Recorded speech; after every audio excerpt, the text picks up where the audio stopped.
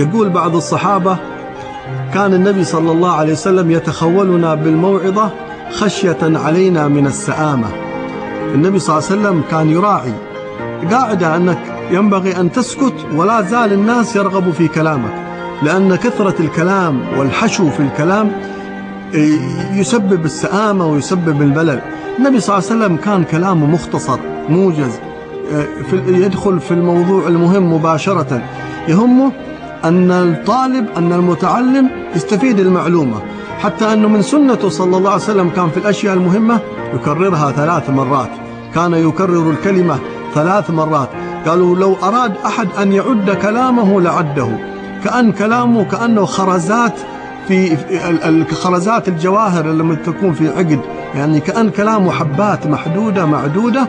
الطالب ما يمكن أن